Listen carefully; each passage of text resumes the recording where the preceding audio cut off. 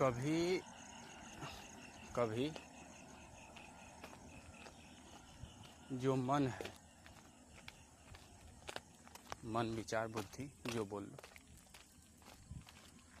तो जो तुम्हारा मन है वो शांति महसूस करता है, बहुत ही शांति। और कभी वो खीन सा हो जाता है, बेचैन सा हो जाता है, लगता है कि ना बौखलाहट सी हो जाती है। देखो, इसकी तीव्रता भी होती है, किसी व्यक्ति में ये कम होता है, किसी व्यक्ति में ये ज़्यादा होता है ना। कभी ये कम होता है, कभी ये ज़्यादा होता है। ये आखिर ऐसा क्यों है? आखिर ऐसा क्यों होता है?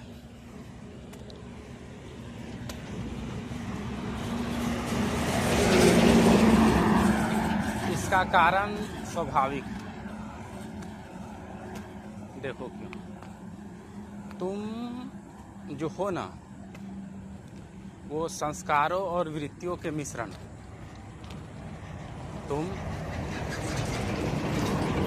तुम्हारा ये शरीर, ये प्रकृति, संस्कारों और वृत्तियों, संस्कार समझते हो ना, वही जो तुमने जाना है, समझा है, अनुभव किया है, वही तुम्हारा संस्कार है। और वृत्ति जो प्रकृति के हैं, बनाए हुए हैं, उनके जो नियम कानून हैं, उनके जो गुण हैं, सात्विक, राजसिक, तामसिक, तो प्रकृति के जो गुण हैं, ऐसे सब कुछ प्रकृति ही है। तो ऐसे समझ लो कि तुम्हारे जो संस्कार और वृत्तियां जो है ना, उन्हीं के कारण होता है। संस्कार वृत्तियां कोई अलग चीज नहीं है, ये भी गुण ही। तो ये जो तुम्हारे संस्कार वृत्तियां है ना, किसी व्यक्ति में कम पाई जाती है, किसी में ज़्यादा पाई जाती है। इसी के कारण तुम्हारा मन कभी क्षीण होता है, कभी शांत होता है, कभी दयालु हो जाता है, कभी प्रेमी हो जाता है, कभी किसी को गले लगाना चाहता है, कभी किसी को लात मारना चाहता है। तो यही इसका गुण है। और होता क्यों है? क्योंकि तुम्हारे अंदर तुम जो हो, जो अभी तुम बने हो, जिस चीज़ से जो सोच रहा है, चल रहा है, अनुभव कर रहा है ना, ये सब का जो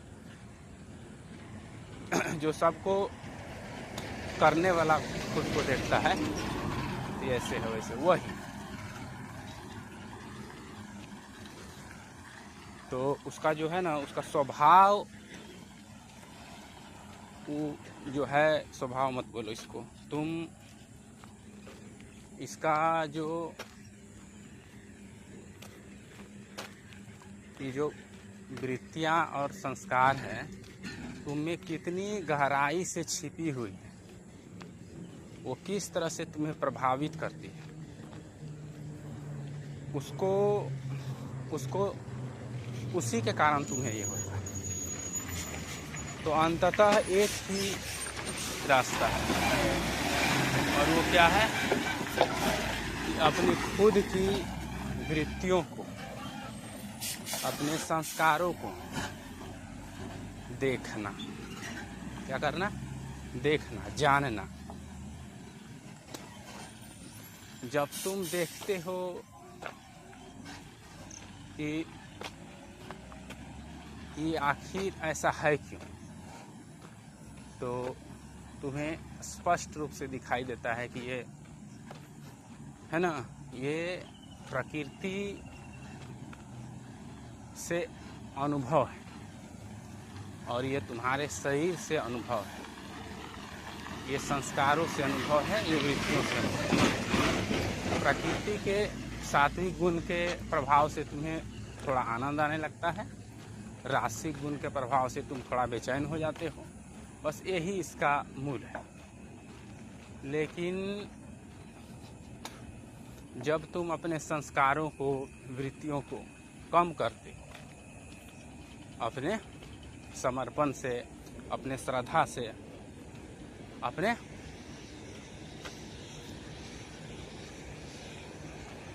प्रेम से, जब तुम इसे स्वीकार करते हो, जब तुम इसे देखते हो कि ये जो है इन्हीं के कारण ये तुम्हारे मन में कभी कभी ऐसा महसूस होता है, तुम्हें बेचैन कर देते हैं। अब तुम बैठे हुए हो आराम से, शांत हवा बह रही है ना, तुम्हें आनंद ही आनंद आ रहा है। अब अचानक मान लो कि गर्मी हो जाए बहुत ज़्यादा, तो तुम क्या करोगे? तुम देखो बेचैन हो जाते हो हो जाते हो ना। तो कहने का मतलब है कि ये प्रकृति के नियम भी हैं, इनमें प्रकृति के नियम भी आते हैं जो तुम्हारे संपूर्ण शरीर पर, मन बुद्धि पर अपना प्रभाव डालती हैं। ये प्रकृति के गुण हैं और इनसे तुम बाहर नहीं हो, इनसे तुम बाहर नहीं हो। इसलिए तुम्हें कभी कभी ऐसा महसूस होता है। तो तुम क्या कर सकते हो? तुम्हें उस समय धैर्य बनाए रखना होगा। क्या बनाए रखना होगा? धैर्य। जब भी तुम्हारा मन शांत हो तो उसमें डूबे रहो, उसमें अच्छे अच्छे अनुभव करो, अच्छे अच्छे विचार रखो। ध्यान रखो, अच्छे विचार का मतलब कोई अच्छा चीज़ नहीं। कहने का मतलब है कि तुम उस समय उसका भरपूर आनंद लो और उसमें तुम, उसके माध्यम से तुम स्वयं को जानने का प्रयत्न करो कि ऐसा क्यों होता है, ये होता है, ऐसे होता है। देखो, तुम्हें तब तक प्रश्न करना ही होगा जब तक तुम स्वयं को संस्कार रहित, अहंकार रहित न कर लो, समझे? तब तक तुम्हें वो प्रयत्न करना ही पड़ेगा, इसके सिवा कोई रास्ता नहीं।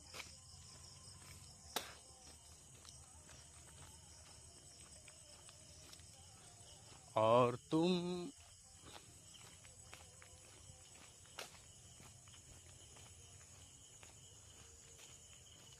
तुम उस दुख, उस बेचैनी में, बौखलाहट में तुम बस रहो,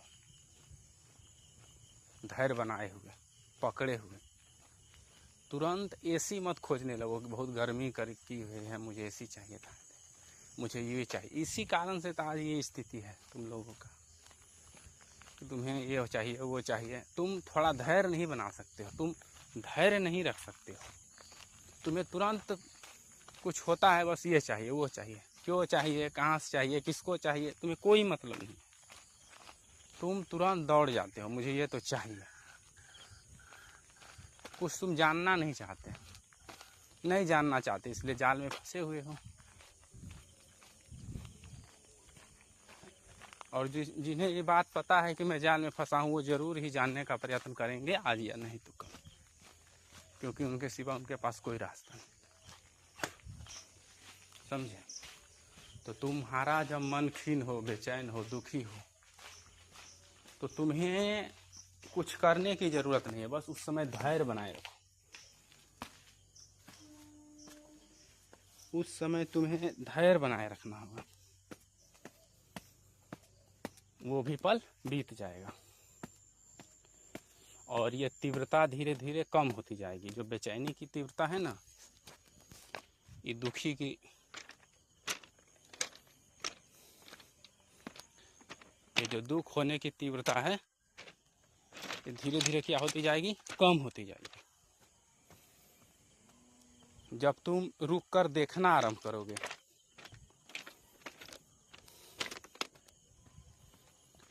जब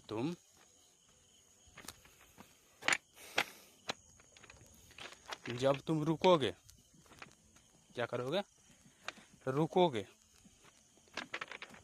और तुम धैर्य बनाए रखोगे उस बेचैनी बौखलाहट के समय, और उसको तुम कुछ समय बाद मौसम बदलेगा, प्रकृति बदलेगी, तुम्हारे विचार बदलेंगे, फिर तुम क्या हो जाते हो, तुम आनंदित हो जाते हो। क्या हो जाते हो, तुम आनंदमय हो जाते हो, तुम आनंदित हो जाते हो। तो जब वो बीत जाती है और उस आनंद का भरपूर मजा लो, भरपूर फायदा उठाओ, और उस समय स्वयं को ज्ञान में, विज्ञान में लगा दो, अपने संस्कारों से निपटने के फिराक में लगा दो। समझे कि नहीं?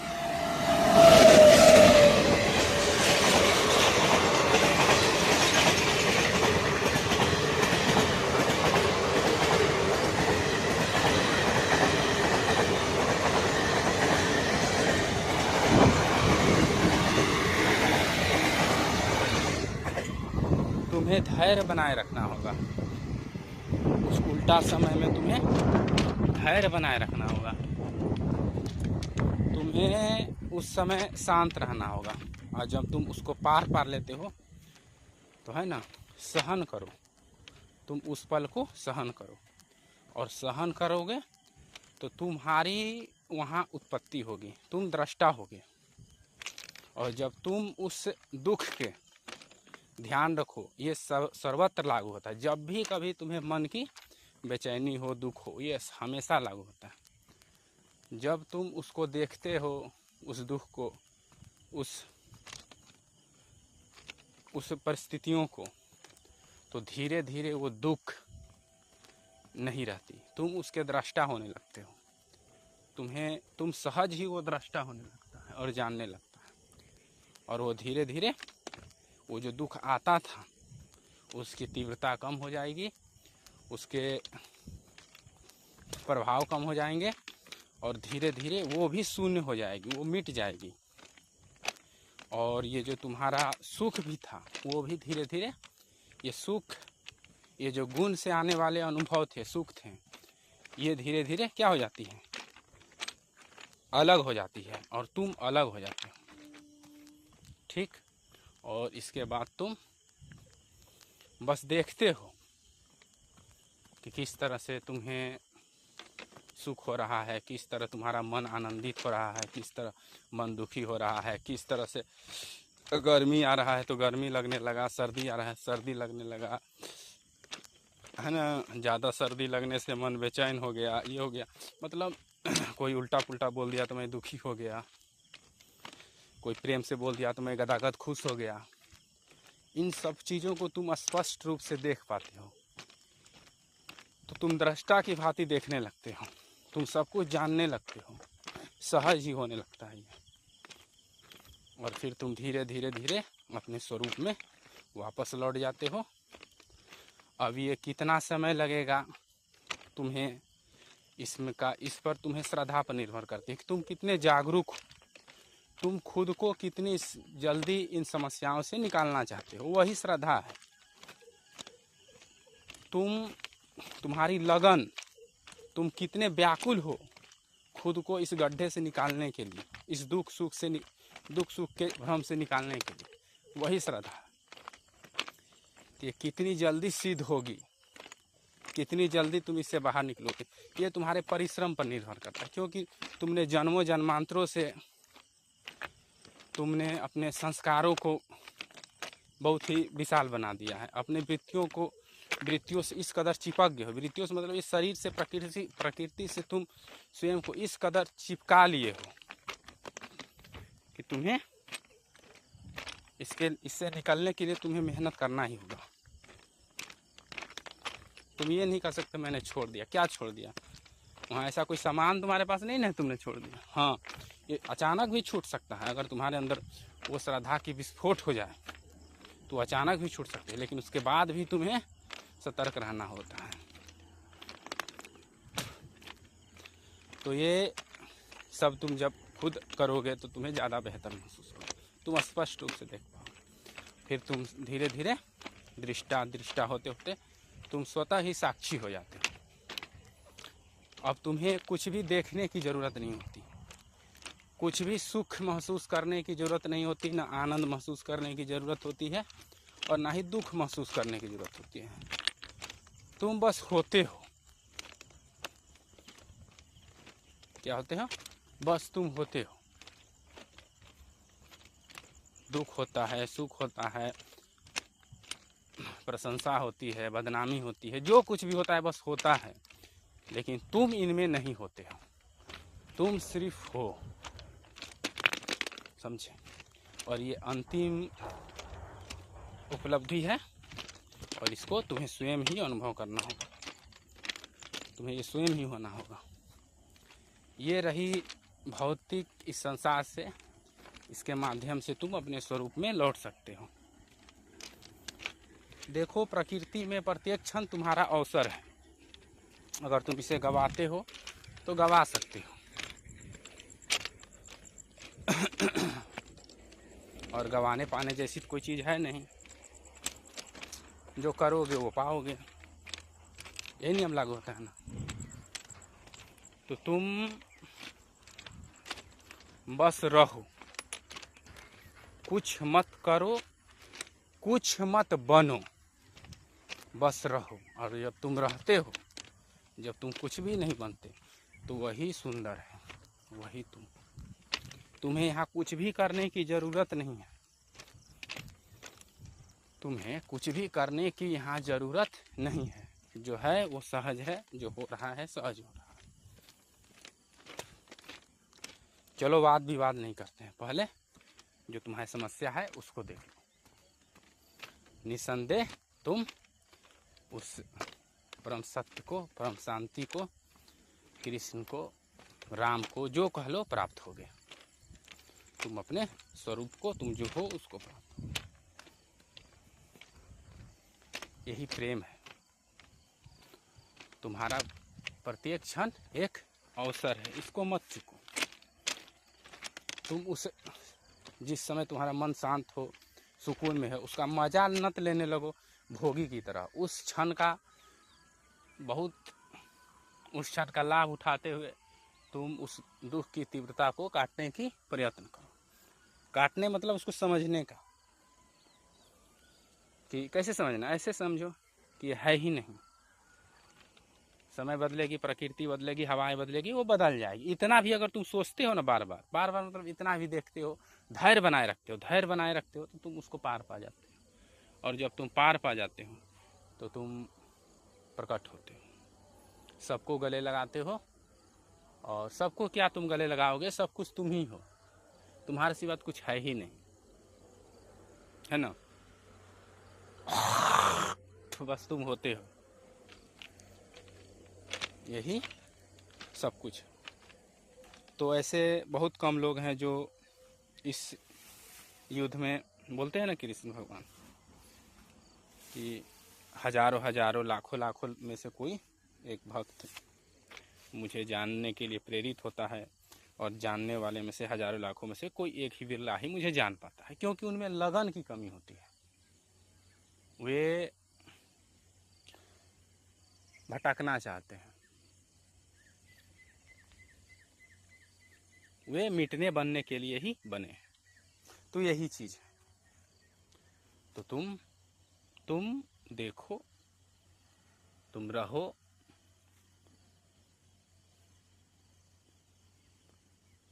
तुम जानो कि तुम क्या हो। और इससे ज़्यादा कहने के लिए और क्या है। बार बार तो इसी को सभी ज्ञानी, सभी ऋषि महर्षि इसी को दोहराते हैं। तुम इसको पार पा लो, तुम इससे पार पा लो।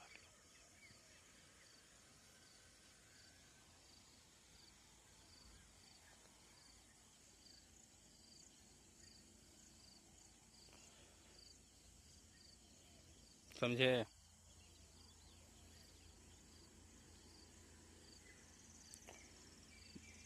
जब तुम अपने संस्कारों और वृत्तियों को काट देते हो ना, तुम देखते हो कि क्या है। वो इतना सुंदर है, इतना आनंदित है। वहाँ कुछ भी नहीं होता, बस तुम ही होते हो। और तुम ही होते हो इसका मतलब वह नहीं कि अकेलापन होता है, बस सुख ही सुख होता है। जो सात्विक में जब तुम्हारा मन शांत था वो सुख हो रहा था ना, उससे कई गुना सुख शांति होता है। वही आत्मा है, वही आत्मा का गुण भी है, वही तुम हो, बस तुम हो। चलो मजा मारो।